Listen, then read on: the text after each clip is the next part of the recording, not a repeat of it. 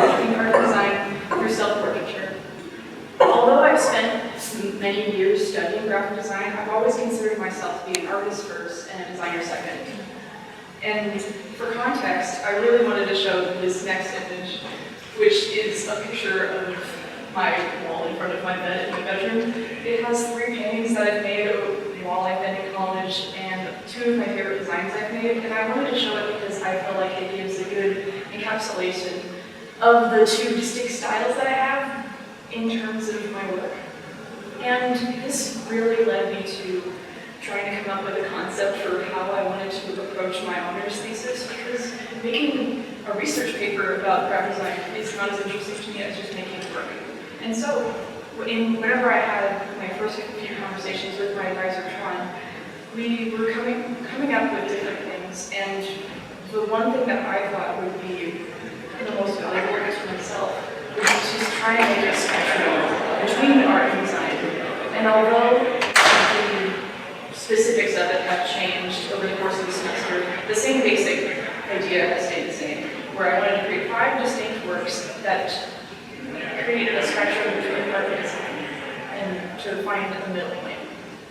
And so, after I proposed this idea, Juan asked the very important question of why should we care? And this is a question that's very common in most of my design courses and is also pertaining to this project. However, this project is very personal to me because, in case you hadn't guessed, I'm going to be graduating in 3 short weeks and entering the workforce. And whenever I do, I don't want to have to question whether I can be an artist in my design work for other clients like myself. I don't know that I can. And so, in order to begin this process, I had to figure out really what I was doing. And I primarily work with portraits for most of my artwork. And although the definition of art is extremely subjective, my work I primarily will create for myself as a release of my own emotions whenever I have the time. And it mostly focuses in oil painting and watercolor, sometimes pen and ink. And so for my first space that I wanted to explore with the spectrum, I knew I wanted to start with the extreme of art.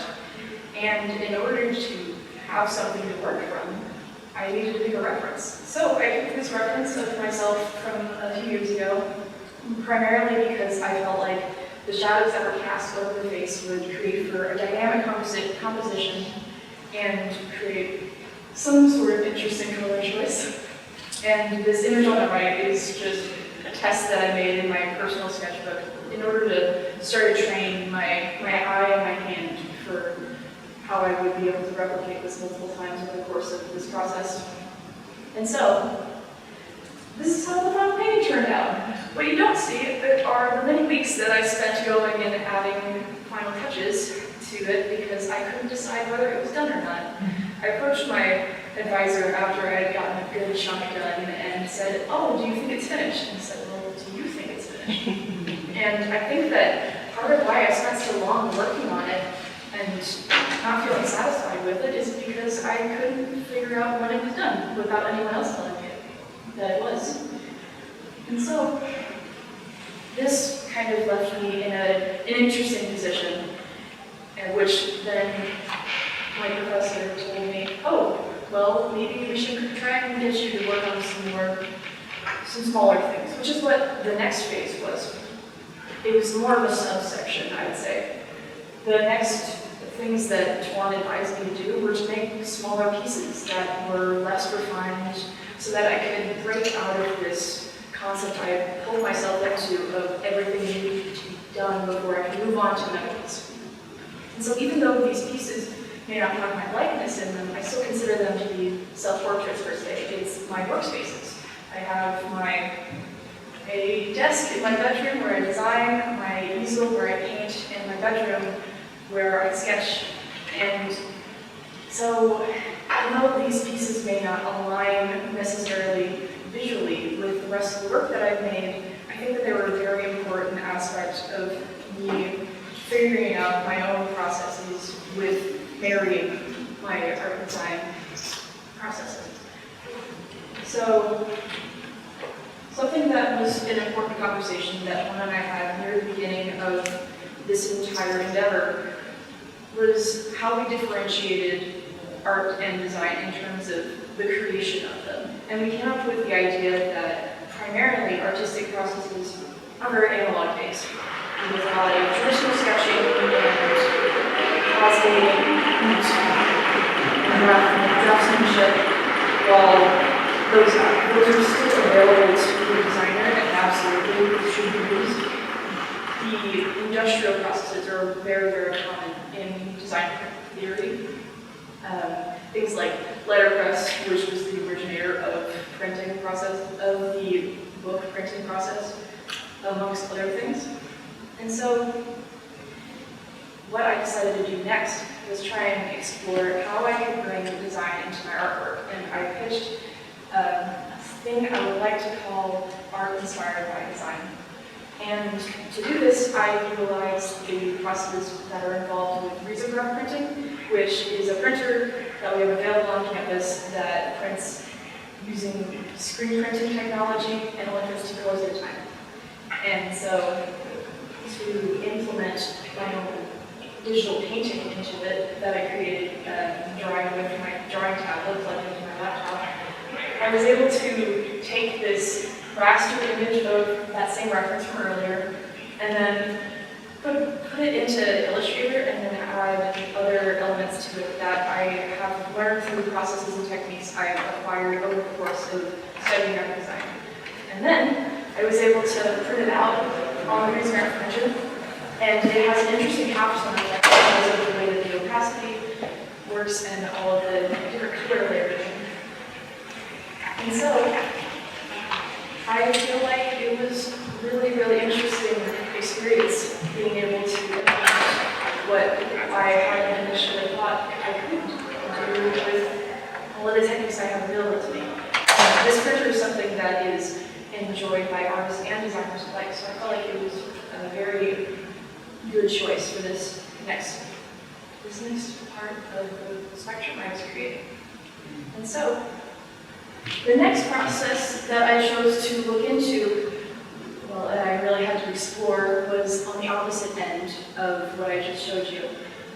I wanted to venture towards the design inspired by art side of my spectrum. And in conversations with Twan, I came up with the idea of creating a typeface out of the drawing that I had done of that same reference. And so I did a pen and ink drawing, so it would be completely in black and white. And then I cut the letters out with an X-Acto blade. And then I ended up taking all of those letter forms and scanning them and then taking those images that have been scanned, putting them into a template. putting them into a template, and then cutting out all of the excess areas that need to be cut out, so that it could be turned into a typable, usable font. And then I also took those scanned letters and then remastered the image, so to say, by putting it back together. And then I started experimenting with how it looks whenever it is typed out.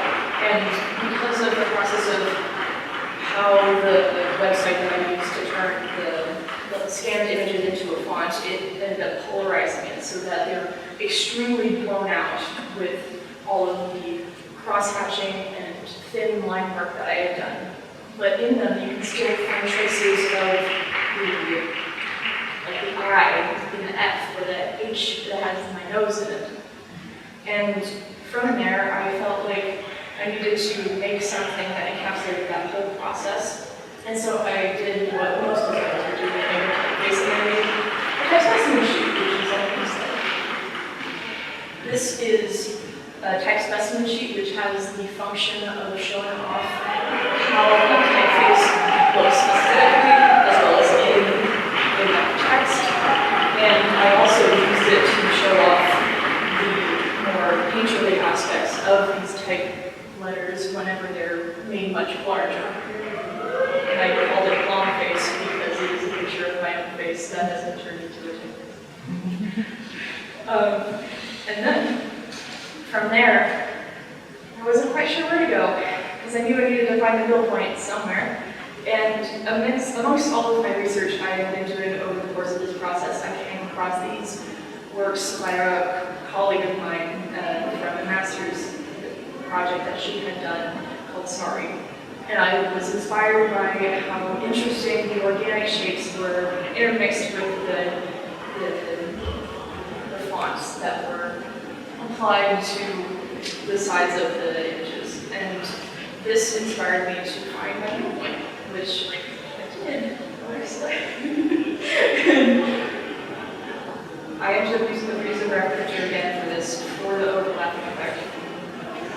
And although it doesn't have all of the same aesthetic principles that the previous pieces had, it was me trying to explore how these iconographic letters that had the eye or the nose or the ear or whatnot were able to overlap with each other and show off the organic shapes that were created amongst the different colors and letters. And so from there, I had to find my last point, which was the extreme of design. And from the beginning, I knew I wanted to create a personal brand identity. Although Juan suggested that I try and branch out and make something for a client like any normal designer would, I felt like it was more indicative of my own work, considering that this was work in seconds. So I took that typeface long hairs that I had made previously, and I literally traced it in Illustrator, digital icons, put them onto a baseline, put them back into that same website I used to make the technical font. And so it would be more legible, because I felt like that would be important to maintain the essence of what I had made before, while still making something that I could continue to use in the future. And the purpose of doing this was, well, to sell myself and my work. And so even with me making all of these brand identity concepts, I also made business cards, I made stickers, and I did that because I wanted to make a mock-up of what I would do for my future self in selling myself and my own work, which is what you'll see if you go outside into the hallway after this presentation. You'll see all of the work I've made for this presentation, as well as work that you can buy. Please do. I worked hard. And then, amongst those other things, I also made an asset library made from pieces of those letter forms that I had made before with those larger pieces of text. And I used those to punch out sections of this poster that you see on the right, which ended up being the final step in my process for my spectrum that I created. And to wrap it all up, the last thing that I wanted to show was all of the paper, which is amazing. This is what I ended up coming up with. And even though all of the pieces align perfectly visually, I think that it was the processes that I use in order to make all of them that are really indicative of all of the skills that I acquired over my lifetime and in the study of design and art. And so, with all of that, I would like to reintroduce myself to you. Hi, my name is Guerra. I am a designer, artist, and everything in between, designing for a happier world. Thank you.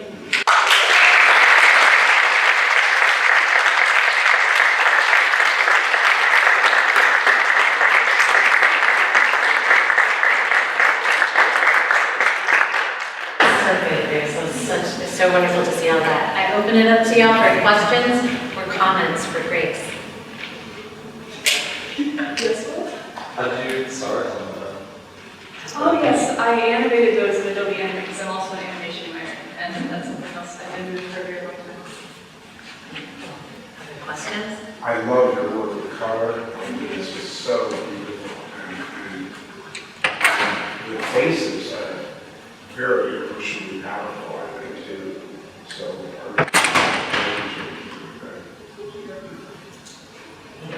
Ultima, any other questions or comments?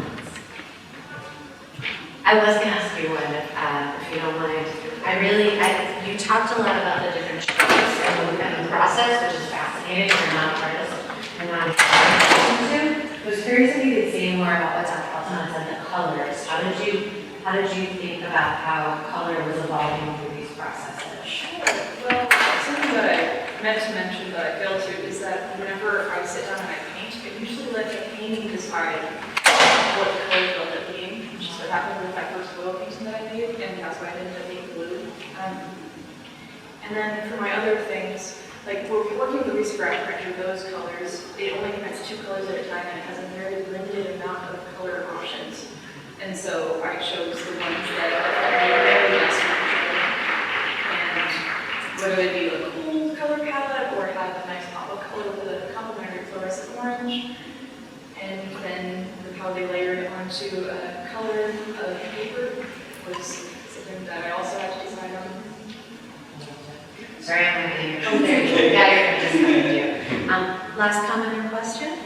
All right, let's get break.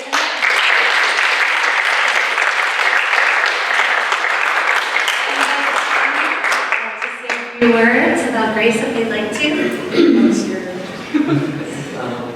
It's really a pleasure to work with Grace.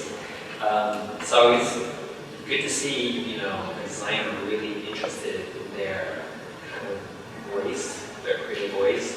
And it was nice to spend a lot of time, where it was an independent study, it wasn't like a structured in class where there's like a timer with 10 other students. And so we got to go really deep and talk about things beyond our work and talking about real life. And I'm really interested in seeing how this stuff carries out to the real world, because there's ideas and concepts she's just trying to translate. She's working in the real world.